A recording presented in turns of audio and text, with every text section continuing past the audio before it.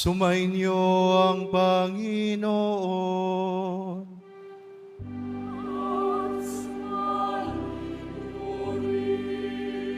Ang mabuting balita ng Panginoon ayon kay San Juan.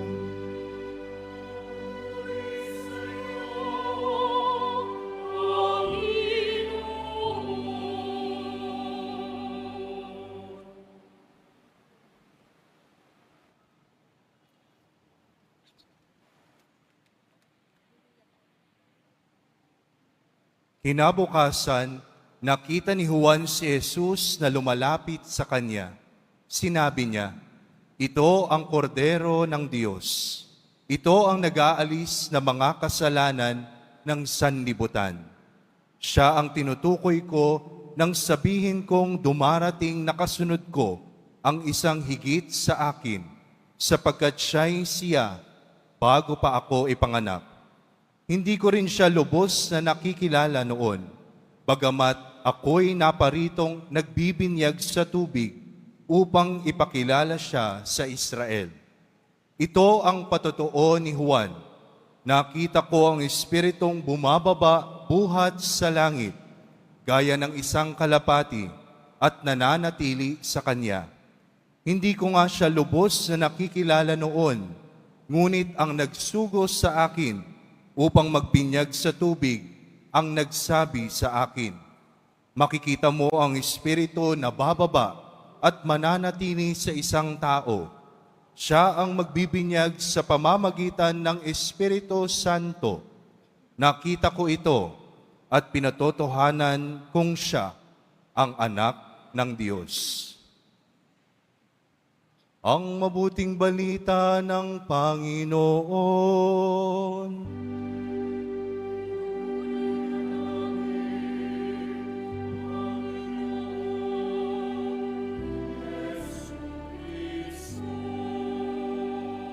Manatiling nakatayo.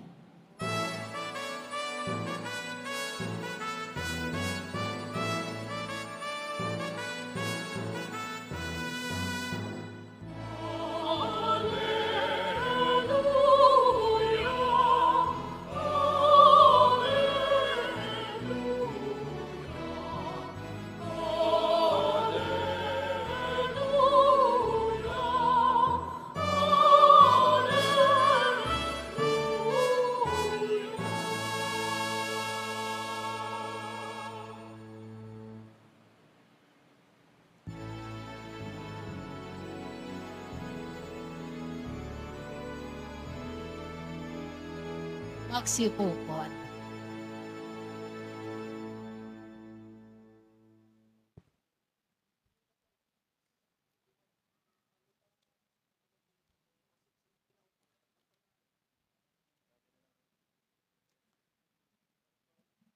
Magandang tanghali po sa inyong lahat.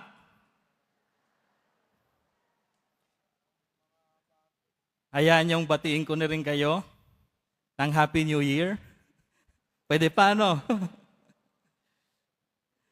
Salamat kay Father Jade Likwanan, ating rektor, sa pag-imbita sa akin upang magmisa dito sa Quiapo sa kauna-unahang pagkakataon. Welcome sa ating mga kapatid na pari na naririto ngayon. At welcome sa inyong lahat ngayong ika-4 na araw ng Misa Nobenaryo sa karangalan ng Poong Jesus Nazareno. Mga kapatid, tuwing tayo ay pumapasok sa simbahan dito sa Quiapo, hindi lang tayo pumapasok sa isang gusali. Pumapasok tayo sa isang malalim na kwento. Kwento ng pagtatagpo, ng kasaysayan ng Diyos at ng tao. Ngayong araw, sa ating pagtitig sa Poong Jesus Nazareno, nais ko kayong anyayahan na pagnilayan ang ating debosyon sa diwa ng ating mga pagbasa sa pamamagitan ng tatlong yugto. Una, yung tinatawag ko sa Ingles, prefiguration. Ito yung yugto bago tayo pumasok dito sa simbahan o sumama sa prosesyon na bitbit o ang daladalang krus. Ang pangalawang yugto, yung tinatawag kong configuration stage. Ito yung yugto ng pakikibahagi at pakikilahok. At yung pangatlong yugto, yung tinatawag kong refiguration stage. Ito yung yugto ng pagkatapos ng misa, uuwi tayo at babalik sa ating normal na buhay. So tandaan ninyo yung tatlong yugto. Una, prefiguration, bago kayo pumunta. Yung pangalawa, configuration, yung nagaganap dito sa misa, at gayon din yung nagaganap kapag tayo ay sumasama sa prosesyon. At yung panghuli, yung tinatawag kong refiguration. Ito yung pagkatapos. Kaya pag natapos ko yung tatlong yugtong yon, tapos na ang aking homily. Kaya tandaan ninyo, tatlo lang. So unang yugto, ito yung yugto bago tayo pumunta rito. Bago pa man tayo pumasok dito sa simbahan ng Quiapo, bago pa man tayo lumahok sa prosesyon o humawak sa lubid bilang deboto, mayroon na tayong mga bitbit o daladala sa ating mga damdamin, sa ating mga kaisipan. Kalakip ang mga daladala nating mga problema, mga paghihirap, mga sakit, mga kahilingan, mga katanungan sa buhay, at mga kasalanan na nais nating ihingi ng tawad sa Panginoon. Bukod pa sa mga personal na krus, ay dala-dala din natin ang krus na pinapasan ng ating bayan, ng ating lipunan. Ang pusong nagsusumamo ng kaginhawahan ay isang tawag ng puso para sa kabanalan. The plea for happiness is also a call to holiness. Tulad ni San Juan Bautista sa Ebanghelyo, si Juan Bautista na naghanda ng pagdarating ng ating Panginoon, tayo mga deboto ay naghahanda ng ating mga kalooban bago sumali. Kinikilala na mayroong kordero nag-aalis ng kasalanan ng sanlibutan. Isang kordero na tutulong sa pagpasan ng mga dala nating krus. Ang simbolo ng Nazareno ay pamilyar sa ating mga deboto bilang Diyos na kasama natin sa ating paghihirap. Dito nagsisimula ang pagkilala na ang sariling lakas natin ay kulang. Ang deboto ay handang magpakababa dahil alam niyang may isang mas dakila na kailangang manguna sa kanyang buhay. Ang poong Nazareno ay parang isang salamin. Kapag nakikita natin ang poong Nazareno, nakikita natin ang ating mga sarili. Ang kordero ay hindi isang biktima lamang. Siya ang Diyos na pumapasok sa ating kwento. Bago pa man siya hawakan, alam mo at kinikilala mo na siya ang tanging makakaunawa sa iyong pinagdadaanan. Dito nagaganap ang unang hakbang ng pagpapakumbaba. Ang pag-aming hindi natin kayang na mag-isa. Alam ko, isa ito sa mga mahalagang diwa ng debosyon natin kay Poong Nazareno. Ang pagpawi ng sarili o effacement.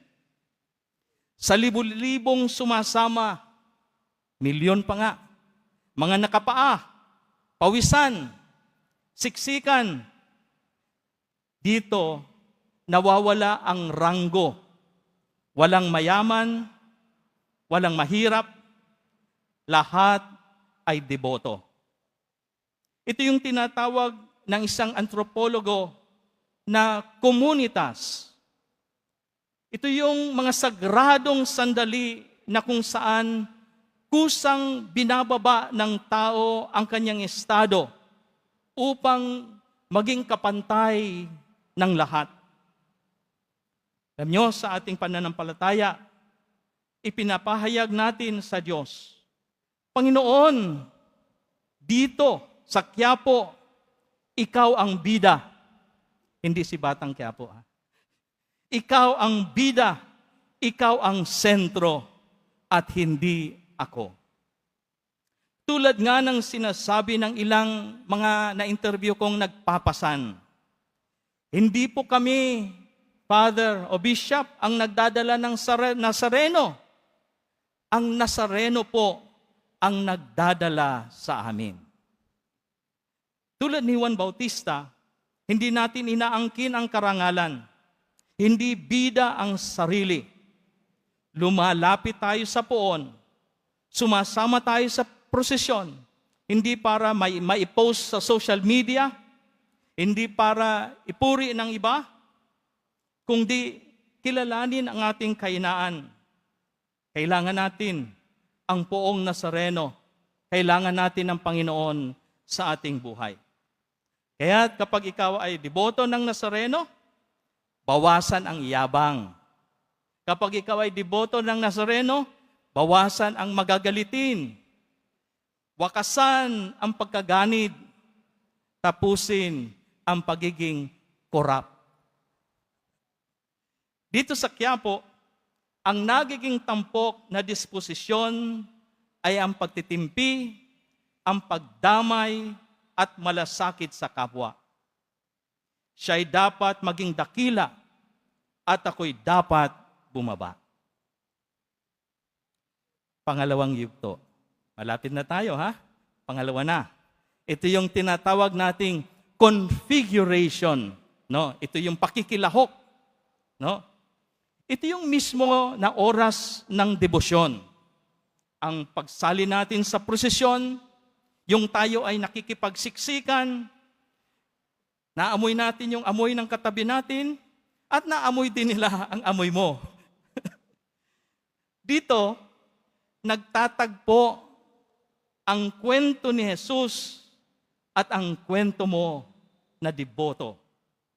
Sa gitna ng siksikan, sa paghila ng lubid, at sa pagpunas ng paniyo, nagaganap dito mismo ang pagbabago ng sarili. Ang iyong kwento at ang kwento ni Kristo ay nagtatagpo. Sabi nga sa unang pagbasa, tingnan ninyo kung gaano kalaki ang pag-ibig ng Ama sa atin. Tinatawag niya tayong anak ng Diyos. Sa puntong ito, hindi na lang basta nanonood ang isang deboto. Siya ay nagiging bahagi at kalahok sa mga nagaganap. Ang kanyang pagod ay nagiging pagod ni Kristo. Sa gitna ng hirap ng prosesyon, ang bawat deboto ay isinasaayos o configured. Ang kanyang pagkatao ay hinuhubog upang maging katulad ng Nazareno. Matiisin, mapagpakumbaba, at puno ng pag-asa. Sa loob ng ating simbahan dito sa Quiapo, nawawala ang mga titulo, nawawala ang iyong yaman o ang iyong katanyagan.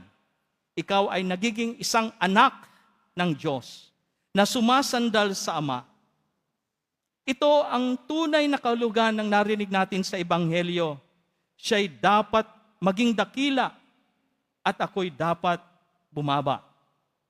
Sa siksikan sa traslasyon, kailangan mabawasan ang iyong pagkamakasarili upang magkaroon ng puwang para sa iyong mga kapatid. Kapag ikaw ay nagpapakababa, doon lamang nagiging dakila ang Nazareno sa iyong buhay.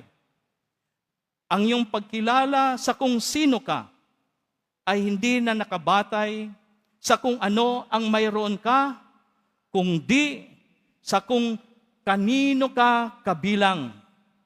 Ikaw ay kabilang kay Kristo, kasama ka kay Kristo.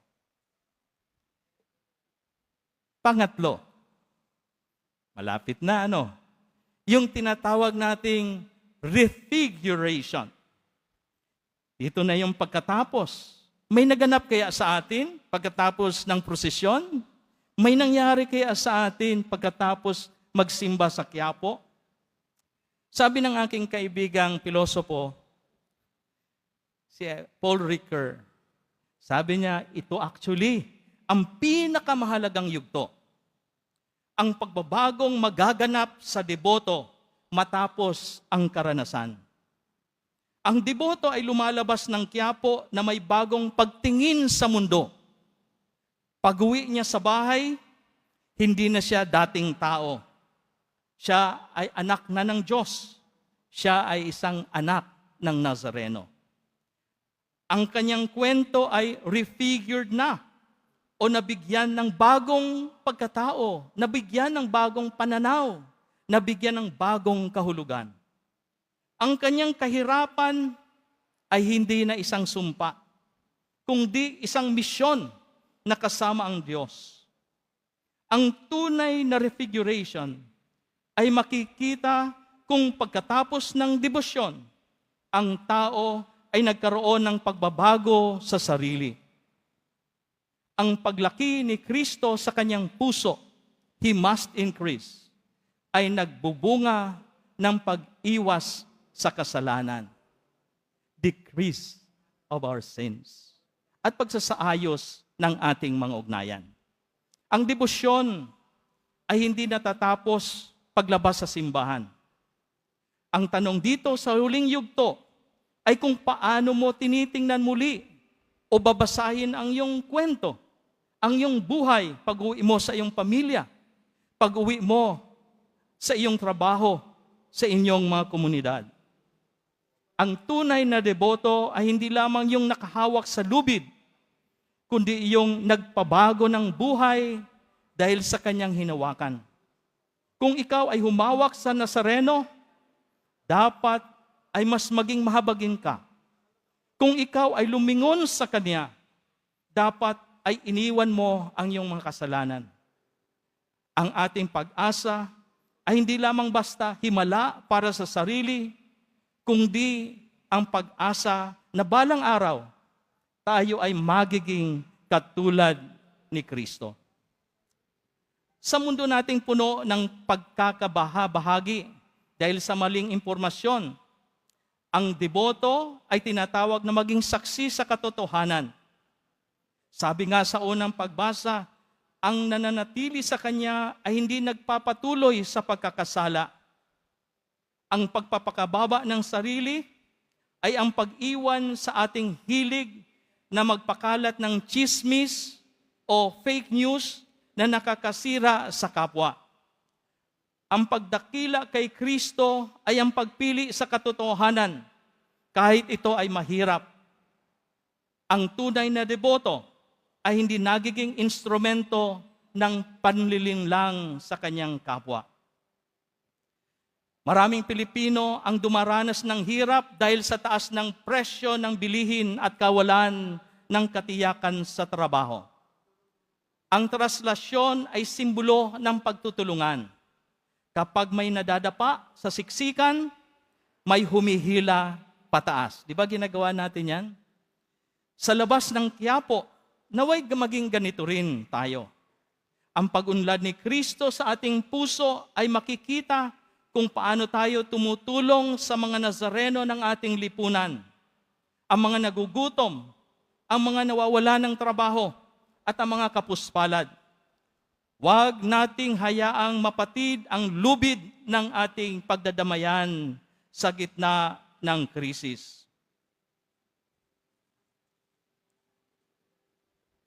ang debosyon dito sa Quiapo ay actually hindi naman isang pagtakas sa realidad, kundi isang pagbabago ng pagtingin sa ating paglalakbay kung saan ang tao ay bumababa sa kanyang sarili upang makatagpo ang dakilang Nazareno. Kaya't sa pangwakas, mga kapatid, ang poong Nazareno ay nakaluhod. Hindi dahil siya ay talo, kundi dahil siya ay nagpapakumbaba upang tayo ay itayo. Naway ang ating debosyon ay hindi lamang maging isang emosyon, kundi isang patuloy na pagbabago ng ating kwento. Mula sa pagiging makasarili, patungo sa pagiging mga tunay na anak ng Diyos na handang magpasan ng krus para sa iba. Ang aking dasal, naway pagpalain po kayong lahat sa pamamatnubay ng ina ng sambayanan ng mga dukha at ng ating Nuestro Padre Jesus Nazareno. Viva Jesus Nazareno! Viva Jesus Nazareno!